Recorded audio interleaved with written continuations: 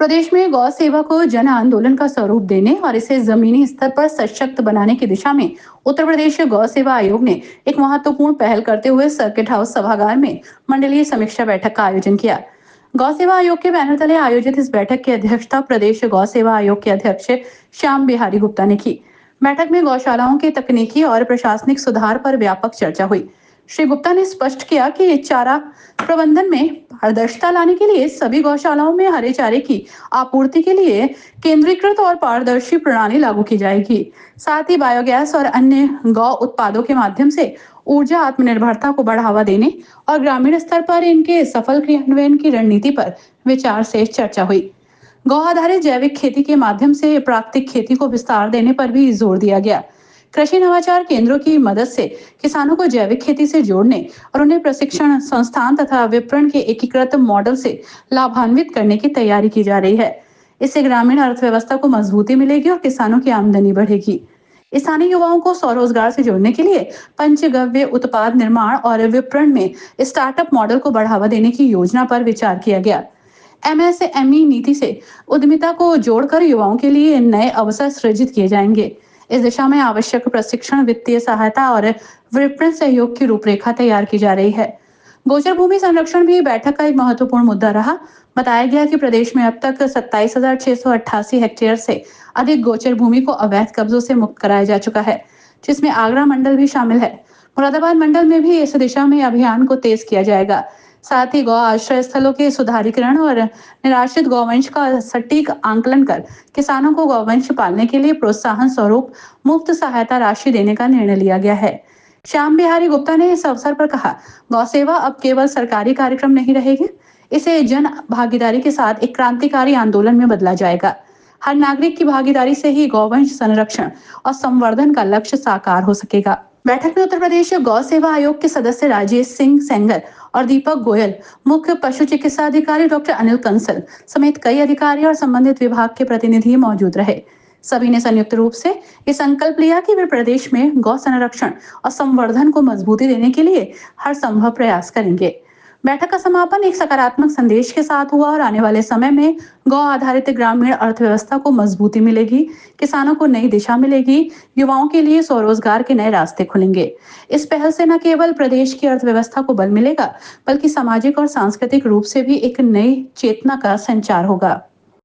संभावनाएं हम गोबर और कचरे से हम गैस पैदा करेंगे और लगभग 8 लाख करोड़ रुपए का हम पेट्रोलियम बचा सकते हैं।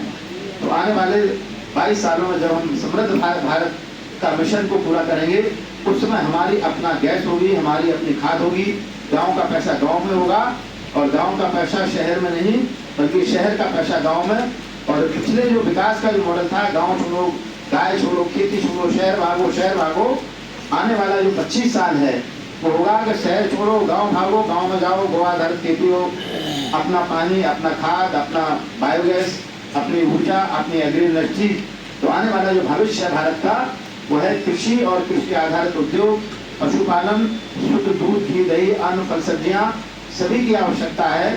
और ये सबको पूरा करने में हमारी जो गौ माता है, तो और गौ माता इसके लिए सक्षम है। तो जो 2 करोड़ गौवंश हमारे पास, 2 करोड़ 5 लाख गौवंश है, इसका हमें संरक्षण करना है, संवर्धन करना है। आज मैं एक दूसरी गौशाला में और भी गया था, वहाँ पर हम लोगों ने जो निर्देश दिए कि सबके लिए हरा चारा का व्यवस्था हो। हरा चारा वहाँ पर्याप्त मात्रा में है। यहाँ पर मैंने जानकारी की, यहाँ पर सभी गौशालाओं के साथ में नेपियर घास जोड़ा गया है और यहाँ की भूमि, यहाँ पानी बहुत ही अच्छा है। अब हमें आवश्यकता है इस बात को लेके कि हम अपने गौवंश का संरक्षण, संवर्धन करें। और गौशाला में जो गाय है वो निराश्रित गौवंश सहभागिता योजना के अंतर्गत एक गाय किसान के पास जाएगी 1500 रुपये महीना, 4 गाय जाएगी 6000 रुपये महीना। ये स्कीम चल रही है, इसको हमें और गति देना है। और आने वाले समय में ये हमारे जो 26 स्थानों पर गोवंश संरक्षण का काम हो रहा है, ये हमारे एजुकेशन सेंटर बनेंगे कि हम गोबर, गौमूत्र, दूध, घी, दही, पंचगव्य पर आधारित उत्पाद, बायोगैस एनर्जी, अपना पेस्टिसाइड बनाना, अपना खाद बनाना, इन सारी चीज़ों को लेके आज हम लोग माननीय यहाँ के लोगों से, माननीय मंडलायुक्त महोदय के साथ में और उनकी पूरी टीम के साथ चर्चा करेंगे। और यहाँ पर मुझे बहुत खुशी हुई कि जिलाधिकारी के द्वारा और आयुक्त के द्वारा और सब पूरी टीम के द्वारा बहुत अच्छा काम हो रहा है।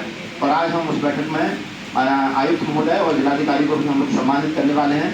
तो मैंने गौशाला जाके देखा है, वहाँ पर मात्र 50 रुपये मिल रहा है। और जगह कुछ ऐसी गौशाला है नगर निगम की जहाँ पर सरकार के द्वारा जो 50 रुपये दिया जा रहा है, इससे अतिरिक्त भी नगर निगम को दे रही है। लेकिन आज मैंने जाके देखा कि 50 रुपये में ही यहाँ गौवंश का स्वास्थ्य बहुत अच्छा है, वहाँ अच्छी मात्रा में जो है सेवा करने वाले लोग हैं। और गाय का वहाँ पक्का कैटल सेट पूरा बना हुआ है, साफ सुथरा गौवंश है। इस सबको लेके हमारी जो टीम है गौ सेवा आयोग की वो काफ़ी अच्छी तरह से काम कर रही है। छोटी टीम लेकिन लक्ष्य बड़ा।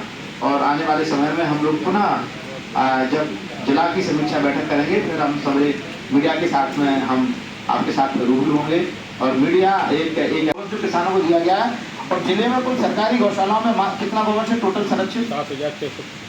7,600 गौवंश है। उसमें से 1,786 गौवंश किसानों को दिया जा चुका है।